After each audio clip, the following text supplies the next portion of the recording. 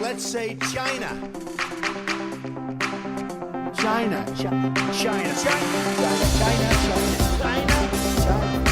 There are next door neighbors, and you can actually see Russia from land here in Alaska. You go over to China.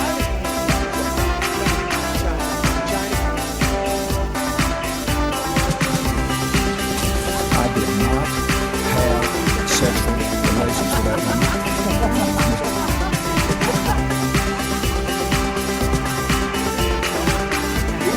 Trump statement, tweeting out insults to Angela Merkel. What's he doing?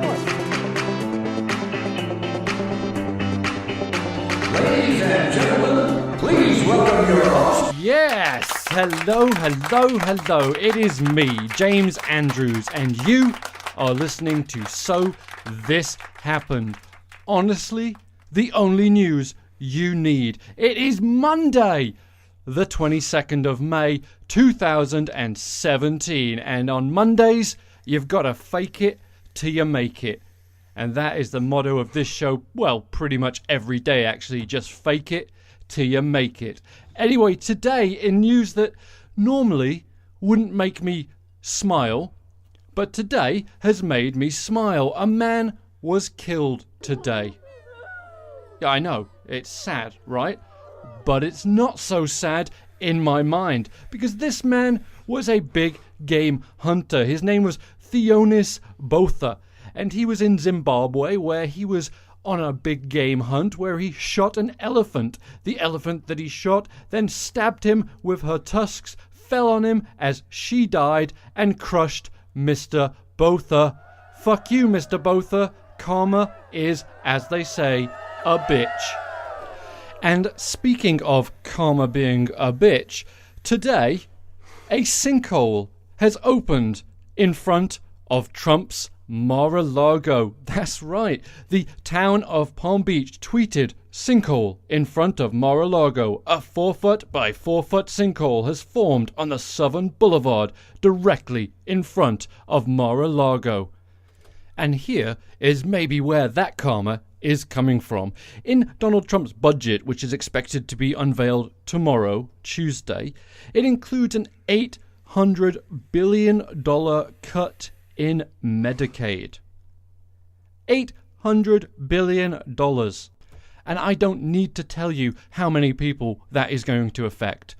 I do need to tell you. Okay, fine. 70 million low-income children, adults, disabled Americans, and elderly are covered under Medicaid. Let that sink in for just a second.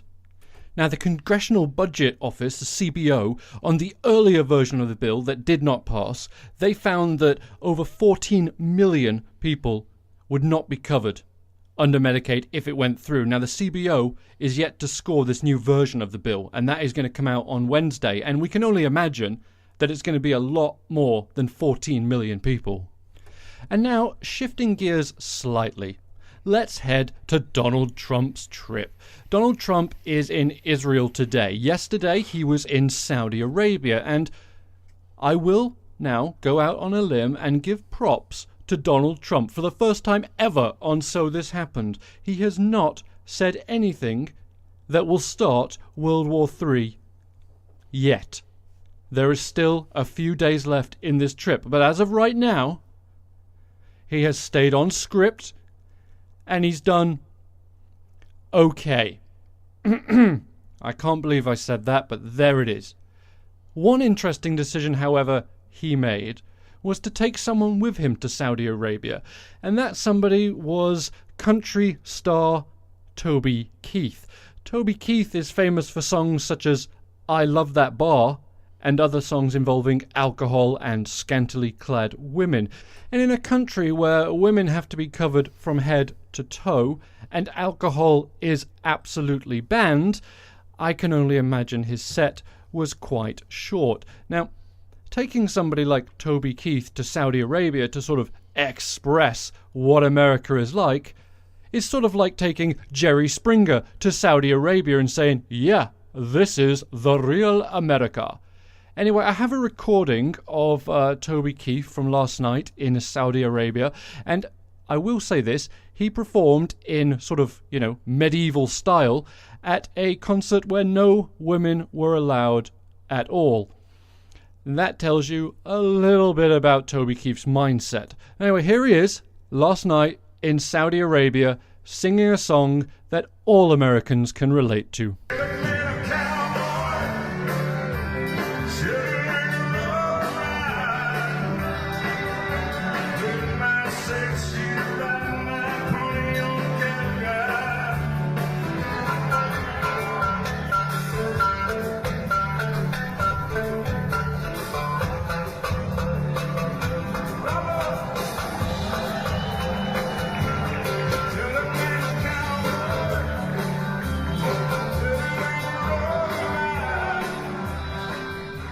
And if you can see the video of all these Saudi men in their traditional dress, their thorps, they all look like cowboys, that's for certain. So there he is, Toby Keith, representing you, the good people of America in Saudi Arabia.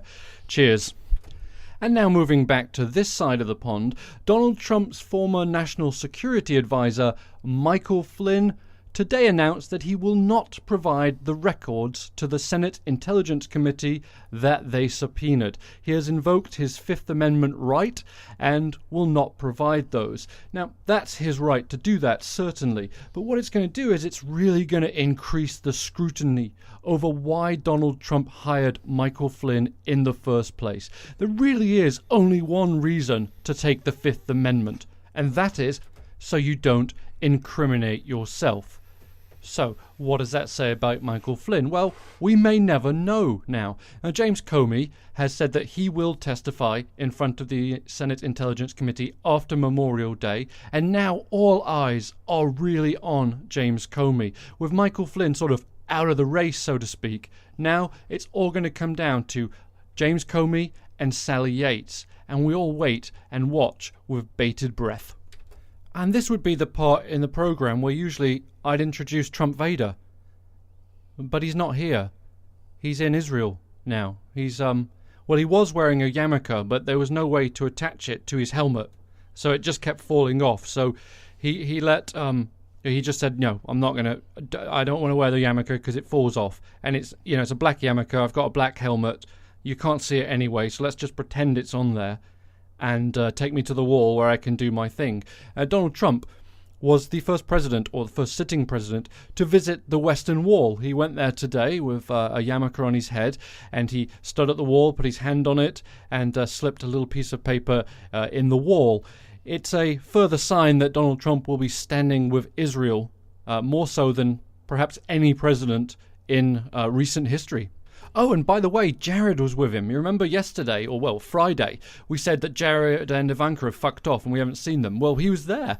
He was at the wall with Donald Trump. I don't think it means anything. It's just something I noticed on the photograph that Jared was there. I hadn't missed him or anything. But there he is. He's Jared. He's back. So what does all this mean, and why should you really care? Well, the United States official policy with Israel is that they do not recognize Jerusalem as Israel's capital. Now, that is a position that's shared by nearly every other country in the entire world. Successive US administrations have always stood by that fact. Now, in his campaign speeches, Donald Trump pledged to make Jerusalem the capital of Israel. And this is a move that has caused a lot of controversy, and him today visiting the wall sparked even more controversy. And to really understand why this was such a significant move, we have to do a little bit of history, I'm afraid. And I know, history can get a little bit dry and a little bit boring, so we'll play some happy music. Thank you very much, to try and make this history lesson a little more exciting. Now, the Western Wall, where Trump visited today, is in Jerusalem's Old City. Now, this was captured by the Israelis during the Six-Day War in 1967. Israel also occupied the West Bank and the Gaza Strip after the conflict.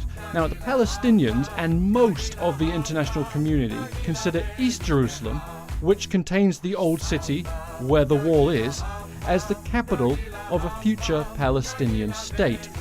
So by Trump visiting the wall today, essentially what he is contending is that the Western Wall is part of the West Bank.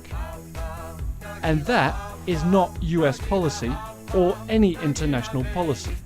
So by doing this as the President of the United States, he is sending a very clear signal to both Israel and the Palestinians, and also the world at large, that the US is definitely considering this part of Israeli territory. And that has never happened before, and technically it is not official US policy. But as we know, the President holds a lot of sway, which is why we've said so many times that what Donald Trump says does matter. And Sean Spicer, we can't leave it open to interpretation. His word is bond, so to speak. And now continuing with history, and I apologise if that is dull to you, but I promise this one isn't dull. This one's a good one. New Orleans, Louisiana. As you probably know, they have removed the statues of the Confederate soldiers that stood in the city, with the final monument, the Confederate General Robert E. Lee, being removed just 3 days ago. This caused massive protests from both people who were pro taking down the statues and people who were against taking down the statues. And here is a little bit of audio from one of the protests, and I must apologise because it's really fucking sweary. Eat a dick, you fat shit. That's good. Y'all all fucking. I love how y'all all behind each other. What's your argument? What's your argument? Debate. Action is pointless. Get off. I want to debate somebody. What's up? I'm here. Y'all are fucking racist. There is no debate. Well, Y'all are fucking Racist is code word for anti-white. You're anti-white. That's what you are. I'm racist because I don't want to be exterminated from history, dude. I don't want to be erased from the history books. I'm a racist. Whatever. If that's what means racism, then goddamn it, I'm a racist. If standing up for my identity and my people makes me a racist, then go ahead and call me a racist, call me a Nazi, call me a fascist. I don't give a shit anymore. I'll just accept it and amplify it, if that's what you want to do. cool. You're just a piece of shit. You got it. You're goddamn right. Okay, so that really does bring out the best in people. Now, if you think it's just redneck fucks who are upset by this removing of these Confederate statues, think again. Yesterday, Mississippi State Representative Carl Oliver said on his Facebook page this, and I'm going to read the whole statement, and I'm going to read it in my best Southern American accent. And when I say Southern American, I don't mean Brazilian or Peruvian. I mean, sort of Louisiana. And it's not going to be good, but I think it's going to set the scene lovely. The destruction of these monuments, erected in the loving memory of our family and fellow Southern Americans, is both heinous and horrific.